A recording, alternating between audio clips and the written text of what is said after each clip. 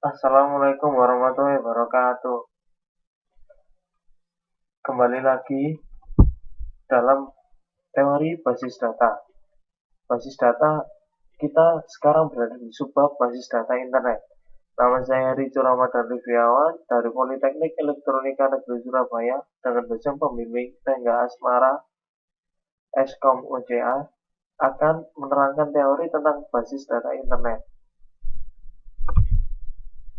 Pokok bahasan.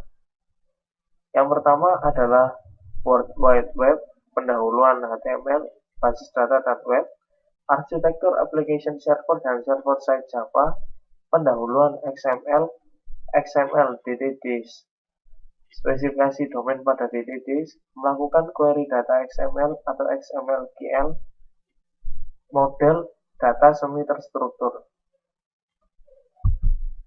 Tujuan belajar, setelah memahami materi ini, mahasiswa diharapkan mampu memahami konsep World Wide Web dan HTML pada database berbasis web, memahami arsitektur pada database web, memahami XML, memahami dan mengimplementasikan model data semi terstruktur. World Wide Web. Web memungkinkan mengakses suatu file dimanapun pada internet. Suatu file diidentifikasi dengan Universal Resource Locator URL, atau URL. Contohnya bisa dilihat ketika kita mengetikkan suatu website. URL di atas mengidentifikasi suatu file bernama index.html disimpan pada direktori database pada mesin www.fvcs.edu. File ini adalah suatu dokumen yang mempunyai format hypertext markup language dan berisi beberapa file yang lain. Perintah diterjemahkan oleh web browser seperti Internet Explorer dan lain-lain untuk menampilkan dokumen secara atraktif dan memakai kemudian dapat menavigasi ke dokumen yang berhubungan dengan memilih link. Suatu koleksi beberapa dokumen disebut website dan diatur menggunakan program yang disebut web server yang menerima URL dan menampilkan dokumen yang diperlukan. www atau World Wide Web. Beberapa organisasi saat ini menangani website. www atau web atau kumpulan website yang dapat diakses di internet. HTML menghubungkan isi URL yang mengidentifikasi tempat yang berisi file yang berhubungan. Jika seorang pemakai mengklik suatu link, web browser akan menghubungkan web ke server tujuan menggunakan protokol koneksi HTTP dan mengirim link URL. Jika browser menerima file dari web server, akan diperiksa tipe file dengan melihat ekstensi dari nama file. www struktur dokumen yang lebih tepat dapat dikodekan dalam HTML yang menjadi cara standar struktur web page. HTML disingkatan dari Hypertext Markup Language, merupakan bahasa pemrograman berbentuk struktur yang sederhana. Teks diawali dan diakhiri dengan perintah yang disebut type. Contoh script dari HTML bisa dilihat.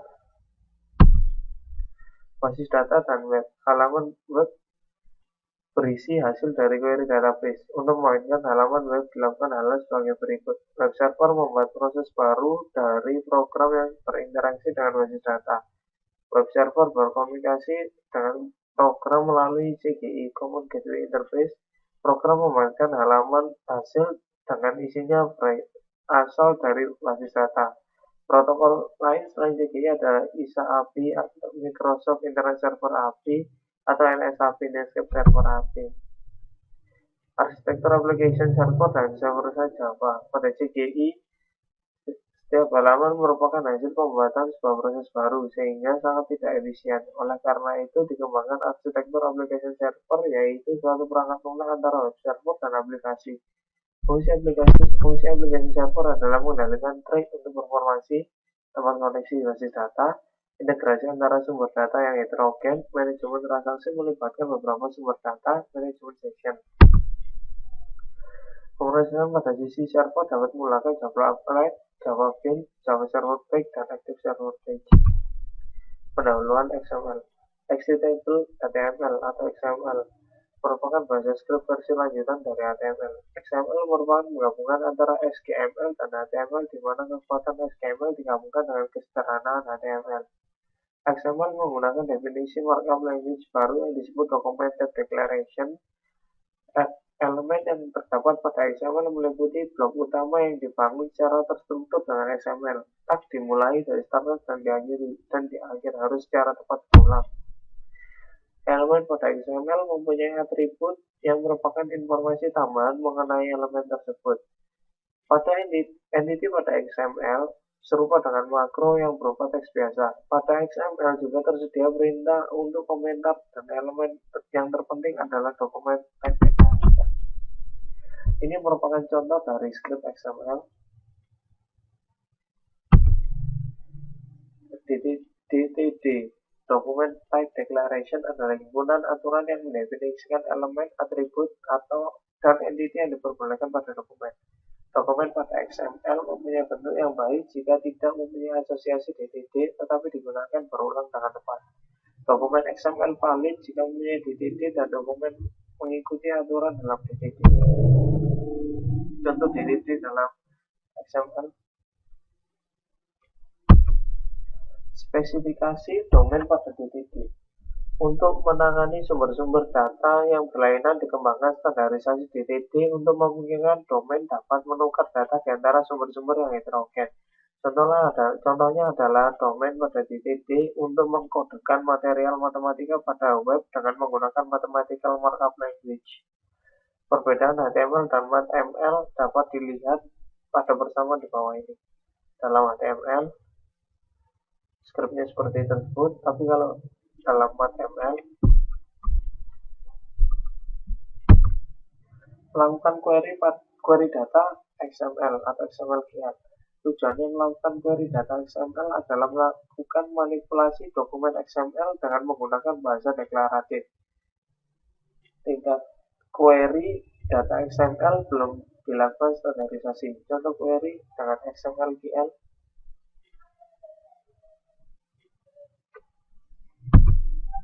XML ini adalah contoh query lagi pada XML-GL.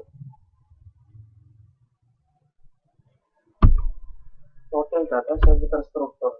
Data semi terstruktur adalah data dengan struktur parsial. Semua model data untuk data semi terstruktur menggunakan beberapa tipe graf berlabel. Pada sebab ini diperkenalkan model data semi terstruktur yang disebut Object Agent Model atau OAM. OAM mempunyai karakteristik sebagai berikut. Objek berbentuk triple, label tipe nilai, objek yang kompleks didekomposisi secara hierarki ke dalam objek yang lebih kecil.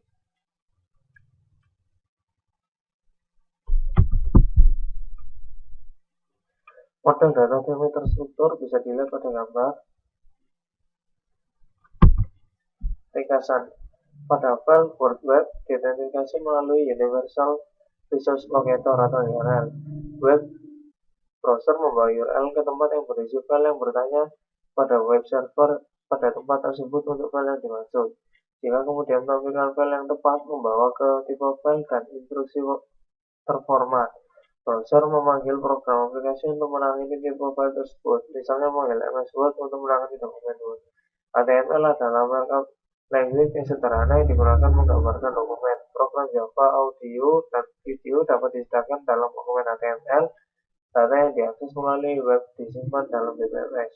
Web server dapat mengakses data dalam DBMS untuk membentuk halaman yang diminta oleh web browser. Ini web server ternyata harus mengeksekusi program pada tempat secara berurutan untuk mengulangi hal langsung. XML adalah deskripsi standar dokumen yang menggambarkan isi dan struktur dokumen dalam hal penampilan langsung. XML berdasarkan HTML dan HTML merupakan standar dokumen yang banyak digunakan. Latihan soal. Definisi, arti, dan penggambaran penggunaan HTML, URL, CGI, pengasihan, server-side, dan Java-Servlet. HTML adalah markup language yang sederhana yang digunakan untuk menggambarkan dokumen. URL adalah singkatan dari Universal Resource Locator, di mana URL mengidentifikasi file berformat HTML yang disimpan pada direktori database. CGI adalah suatu protokol yang merupakan bentuk hubungan interaktif di mana klien dapat mengirimkan suatu masukan kepada server dan server mengolah masukan tersebut setelah mengembalikan kepada klien. Pemrosesan server-side adalah proses yang dijalankan di web server sehingga yang dikirimkan ke browser pada sisi klien adalah hasilnya saja. Java Server adalah suatu program Java yang berjalan pada server dan berinteraksi dengan server melalui API yang didefinisikan dengan baik. Apakah JGI itu? Apa kerugian arsitektur menggunakan script JGI? JGI merupakan suatu protokol yang merupakan bentuk hubungan interaktif di mana klien dapat mengirimkan suatu masukan pada server dan server mulai masukan tersebut serta mengembalikannya pada klien. Kerugian menggunakan script JGI ini adalah membuang waktu keamanan di server, membuka lubang keamanan di server Anda. Biasanya program JGI juga susah untuk didebug. Apa perbedaan antara web server dan application server? Application server yaitu perangkat lunak antara web server dan aplikasi. Sedangkan web server adalah layanan data yang berfungsi menerima permintaan HTTPS atau HTTP dari klien yang dikenal dengan browser web dan mengirimkan kembali ke hasilnya dalam bentuk halaman-halaman web yang umumnya berbentuk dokumen HTML. Bagaimana dokumen XML dibentuk dengan baik? Dokumen XML mempunyai bentuk yang baik jika tidak mempunyai asosiasi DTD tetapi digunakan berulang dengan tepat. Misalnya pada toko buku, diasumsikan pelanggan juga ingin mencari buku berdasarkan judul buku. Buatlah dokumen HTML memungkinkan pemakai menginginkan judul buku. Kita lihat tag HTML-nya. Ini merupakan tag HTML yang pertama, ini merupakan tag HTML yang kedua. Lanjutan dari yang pertama tadi. Dan hasilnya adalah seperti ini. Jika kita buka pada web browser, diketahui katalog Eggface Computer Mail Order. Eggface menjual hardware dan software. Kita menjual Palm Pilot P baru seharga 400, nomor perangkat 345. Kita juga menjual IBM ThinkPad 570 seharga 199, nomor perangkat 3748. Kita menjual baik software bisnis dan entertainment Microsoft Office 2000 baru datang dan dapat dibeli standard edition dengan harga $150. Nomor perangkat 974. Software dari Adobe yang berjudul InDesign dengan harga $200. Nomor perangkat 664. Software game dari Blizzard berjudul Diablo 2 dengan harga $30. Nomor perangkat 12 dan Anda dapat membeli Scrap seharga $10 dengan nomor perangkat 812. Buat desain dokumen HTML yang menampilkan item yang ditawarkan Eggface. Buat dokumentasi XML yang mengeluarkan isi dari katalog Eggface, dan buat DTD untuk dokumentasi XML Anda, dan pastikan dokumen yang Anda buat pada pertanyaan terakhir adalah valid untuk DTD. Ini merupakan desain dari dokumen HTML-nya. Kita menggunakan tabel biasa, menggunakan TXT biasa, ditutup dengan tag seperti biasa pada layaknya HTML. Bentuknya terdapat seperti ini. Dan yang kedua adalah versi XML-nya. Versi XML-nya bisa dilihat di Palm Pilot. Yang ketiga adalah versi yang terakhirnya. Terima kasih. Sekian dari saya Rico Ramadan Riviawan. Mohon maaf jika ada salah kata. Assalamualaikum warahmatullahi wabarakatuh.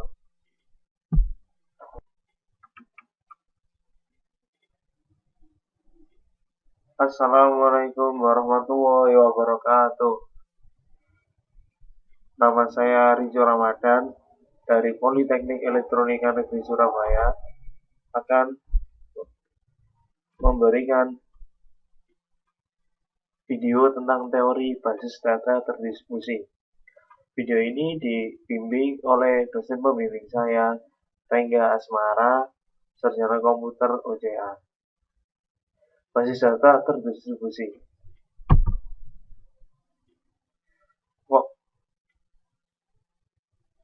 Pokok bahasan. Pendahuluan.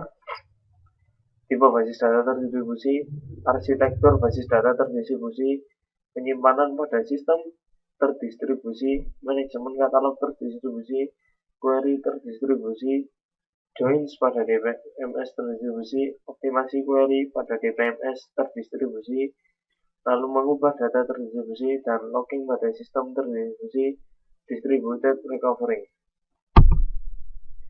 Tujuan belajar memahami perbedaan DBMS terdistribusi dan DBMS terpusat.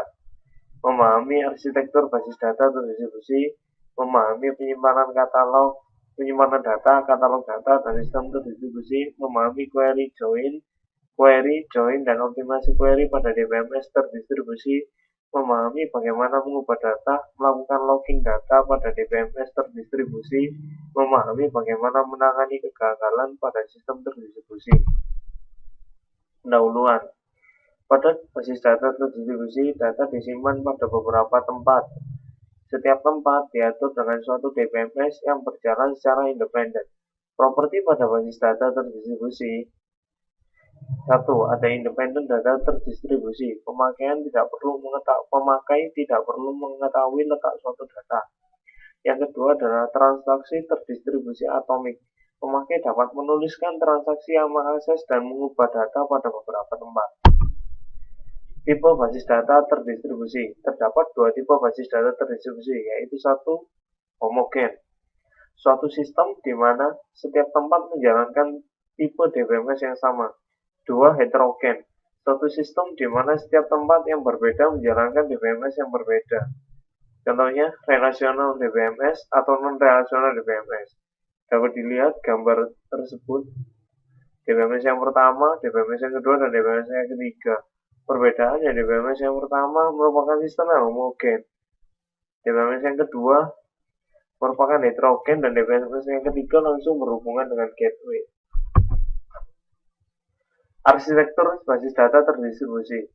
Terdapat dua arsitektur alternatif DBMS terdistribusi, yaitu arsitektur client server dan arsitektur collaboration server. Arsitektur client server.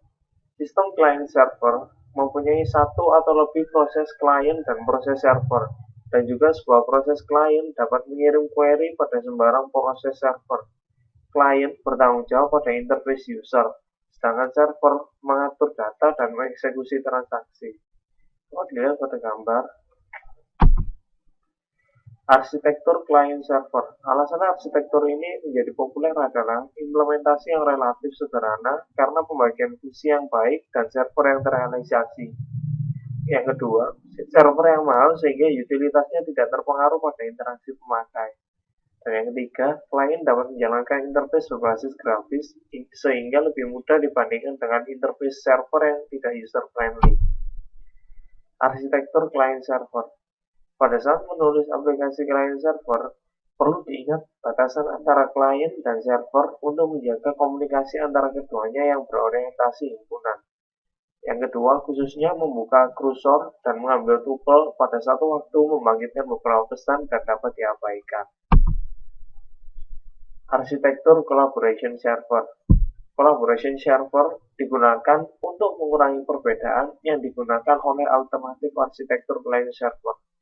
Terdapat sekumpulan server berbasis data yang menjalankan bekerja sama mengeksekusi transaksi pada beberapa server.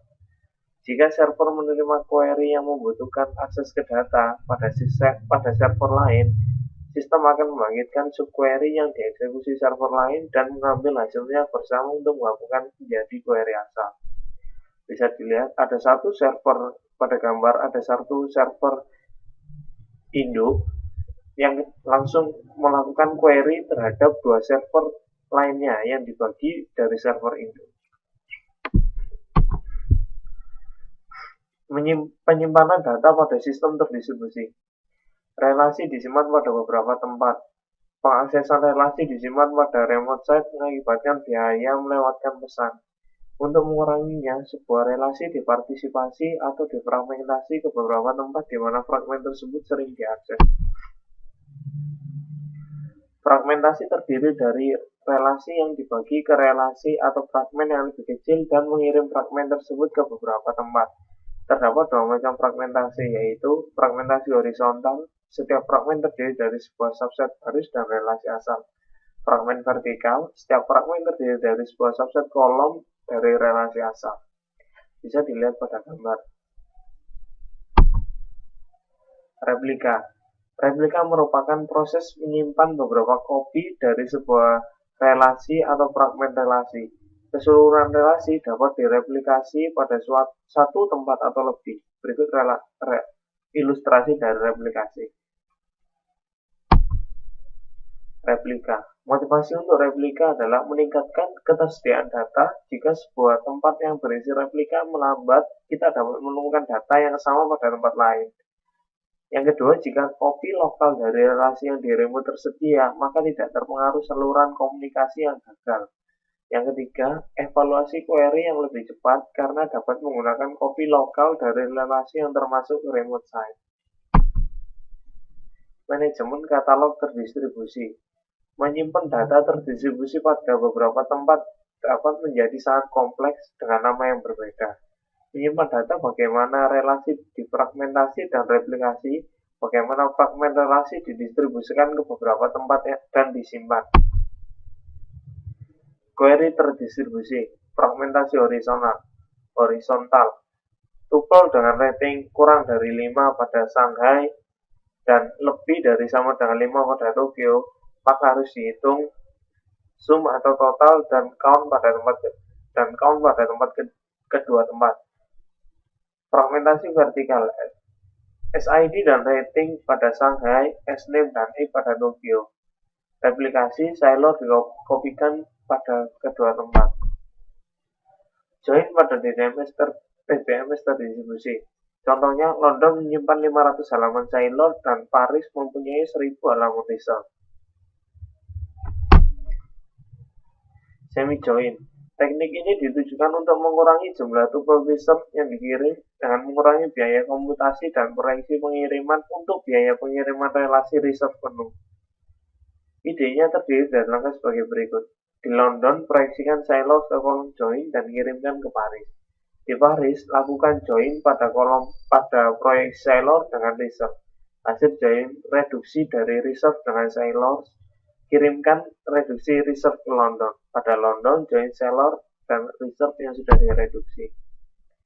Optimasi query pada DBMS terdistribusi. Untuk optimasi query pada sistem terdistribusi menggunakan pendekatan biaya. Perbedaan optimasi query pada sistem terdistribusi dan sistem terrealisasi. 1. Biaya komunikasi harus dipertimbangkan. 2. Otonomi tempat lokal harus diperhatikan. 3. Menggunakan metode join terdistribusi yang baru. Mengubah data terdistribusi. Replikasi transaksi dapat dilakukan dengan cara synchronous replication atau contohnya semua copy relasi yang dimodifikasi harus diubah sebelum modifikasi transaksi commit. Distribusi data dibuat transparan ke pemakai. Dan yang kedua adalah asynchronous replication. Copy dari sebuah relasi yang dimodifikasi hanya diubah secara periodik. Copy yang berbeda akan keluar dari sinkronisasi. User harus waspada pada distribusi data. Produk saat ini mengikuti pendekatan ini. Synchronous replication. 2. Teknik yang menjamin transaksi terlihat sama dengan copy.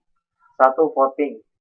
Transaksi harus menulis mayoritas copy untuk memodifikasi sebuah objek. Harus membaca cukup copy untuk meyakinkan bahwa terlihat setidaknya pada satu copy saat itu. Teknik ini biasanya tidak atraktif karena pembacaan adalah yang biasa. Read any, write all. Read any, write all. Penulisan lebih lambat dan pembacaan lebih cepat daripada teknik voting. Teknik ini banyak digunakan pada synchronous replication. Synchronous replication. Pemilihan teknik synchronous replication akan menentukan tempat di mana yang terkunci untuk setting. Biaya pada synchronous replication adalah sebagai berikut. Sebelum transaksi yang diubah commit, harus dilihat penguncian pada semua copy yang dimodifikasi.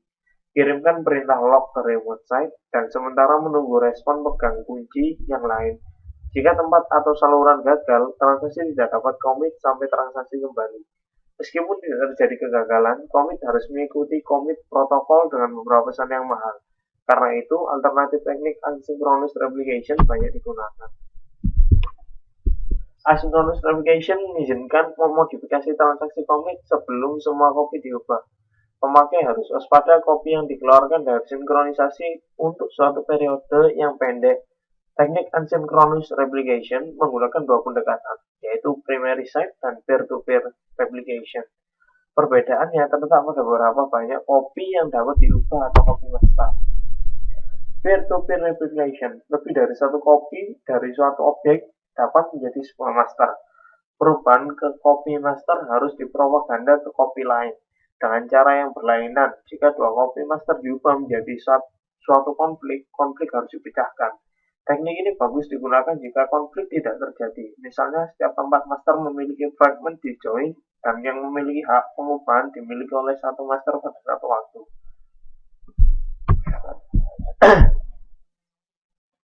Primary site replication.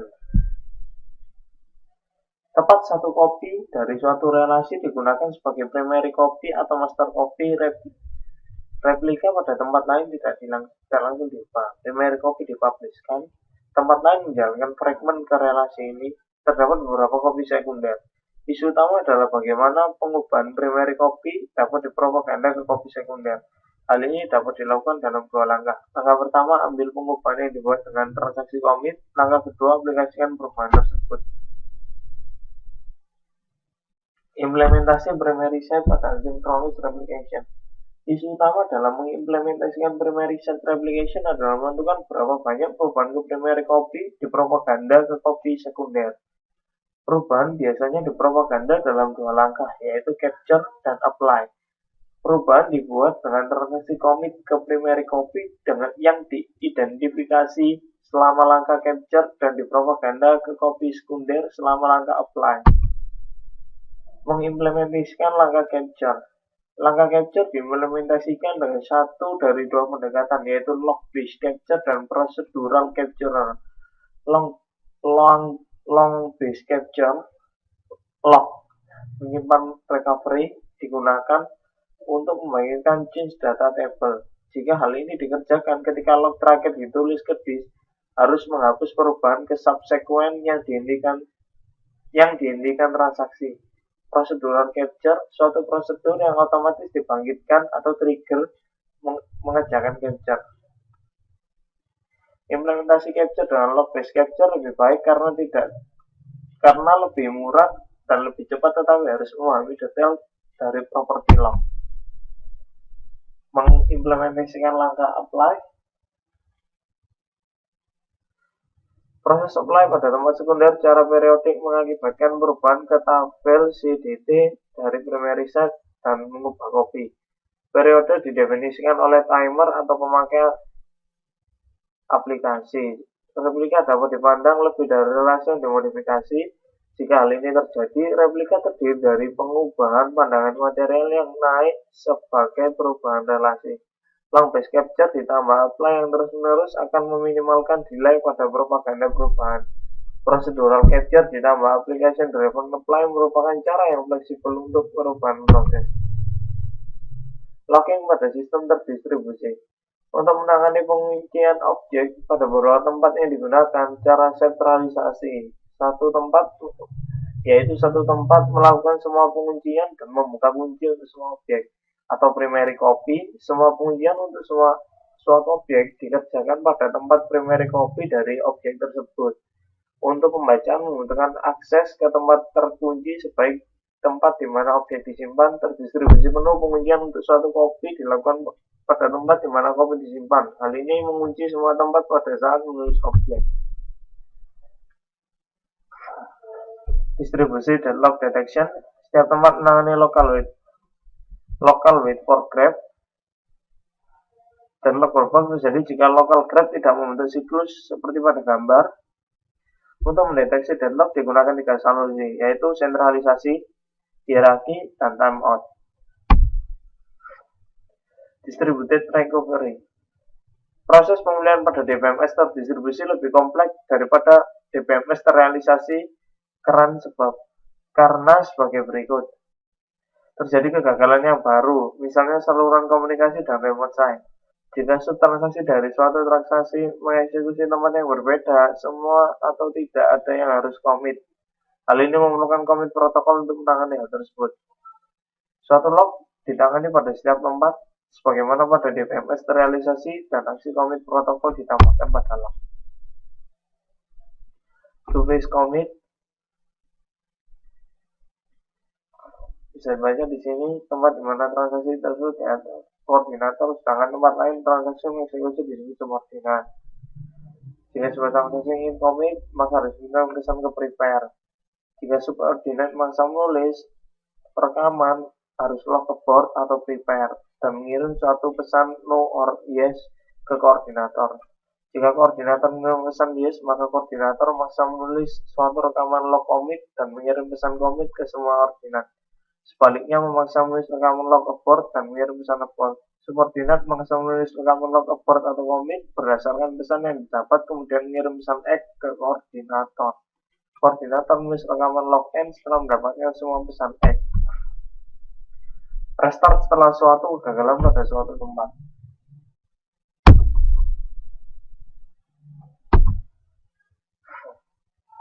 Sekarang kita beralih ke latihan soal. 1. Apakah keuntungan DPMS terdistribusi dibandingkan dengan DPMS terrealisasi? Pada basis data terdistribusi, data disimpan pada beberapa lokasi dengan tujuan untuk membuat distribusi yang transparan. Pada basis data terdistribusi, distributed data independence, pemakai tidak perlu mengetahui lokasi data dan distribusi transaksi automatically di mana tidak ada perbedaan antara transaksi terdistribusi dan transaksi lokal. Jika semua lokasi menjalankan perangkat lunak di PMS yang sama, sistem tersebut homogen. Selain itu disebut heterogen, sedangkan tidak demikian pada DPMS terrealisasi. 2. Gambarkan arsitektur client server dan collaboration server. Itu ada gambarnya. Yang ketiga, pada arsitektur collaboration server, jika suatu transaksi dikirim ke DPMS akan digambarkan bagaimana aktivitas tempat yang berbeda di koordinasi. Secara khusus, gambarkan aturan manajer transaksi pada tempat berbeda, konsep automatic transaksi terdistribusi.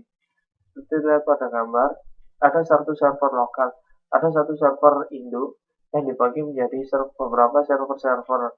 Nah, server-server yang telah dibagi ini melakukan query ke dalam server induk dengan meminta data yang akhirnya dihubungkan pada DPMS-nya masing-masing.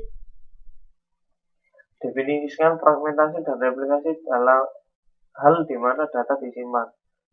Fragmentasi terdiri dari relasi yang dibagi ke relasi atau fragmen yang lebih kecil, dan mengirim fragmen pada beberapa tempat terdapat dua macam fragmentasi horizontal dan fragmentasi vertikal. Pada fragmentasi horizontal, setiap fragmen terdiri dari sebuah subset baris dari relasi asal. Pada fragmentasi vertikal, setiap fragmen terdiri dari sebuah subset kolom dari relasi asal. Replikasi berarti kita menyimpan beberapa kopi sebuah relasi atau fragmen relasi. Keseluruhan relasi dapat direplikasikan pada satu atau lebih tempat. Sebagai contoh, jika relasi R difragmentasi ke R1, R2, dan R3, kemungkinan terdapat hanya satu kopi R1, di mana R2 dan replikasi pada dua tempat lainnya, dan R3 pada replikasi semua tempat. Apakah perbedaan antara replikasi sinkronus dan asinkronus? Pada synchronous replication, semua kopi dari relasi yang dimodifikasi harus diubah sebelum modifikasi transaksi commit. Distribusi data dibuat transparan ke pemakai. Asynchronous replication, kopi dari sebuah relasi yang dimodifikasi hanya diubah secara periodik. Kopi yang berbeda akan keluar dari sinkronisasi. User harus waspada pada distribusi data. Produk saat ini mengikuti pendekatan ini. Definisikan distributed data independence. Distributed data independence adalah pemakai tidak perlu mengetahui lokasi data. Bagaimana teknik voting dan read one read all yang diimplementasikan pada replikasi sinkronus? Voting, transaksi harus menulis mayoritas kopi untuk memodifikasi sebuah objek. Harus membaca cukup kopi untuk meyakinkan bahwa terlihat setidaknya ada satu dari satu kopi saat itu. Read any read all, penulisan lebih lambat dan pembacaan lebih cepat daripada teknik voting. Teknik ini banyak digunakan pada synchronous replication. Berikan penjelasan bagaimana asynchronous replication diimplementasikan, khususnya jelaskan maksud capture dan apply. Implementasi primary set pada asynchronous replication. Isu utama dalam mengimplementasikan primary set replication adalah menentukan berapa banyak perubahan ke primary copy di propaganda ke copy sekunder.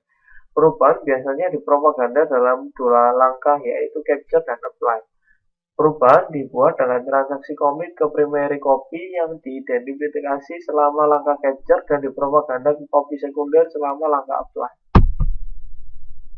Mengimplementasikan langkah capture diimplementasikan dari satu dari dua pendekatan, yaitu log-based dan procedural capture.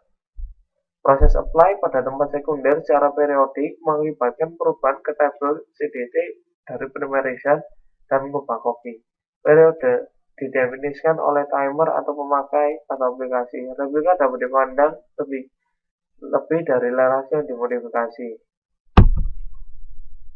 Apakah perbedaan antara log-based dan procedural untuk implementasi capture? Log-based capture, log menyimpan recovery, digunakan untuk mengaitkan change data table. Jika hal ini dikerjakan ketika log terakhir ditulis ke disk, maka harus menghapus perubahan ke subsequent yang dihentikan transaksi. Procedural capture, suatu prosedur yang secara otomatis dibangkitkan mengerjakan capture. Mengapa memberikan nama unik pada proses database lebih kompleks pada DBMS terdistribusi? Karena jika suatu relasi difragment dan direplika, setiap partisi memerlukan nama global yang unik yang disebut relation name. Manajemen katalog terdistribusi diperlukan untuk menyimpan rekaman di mana data disimpan. Sekian dari saya, Tijo Ramadan Ridwiawan, dari Politeknik Elektronika Negeri Surabaya. Jika ada salah kata, mohon maaf. Terima kasih.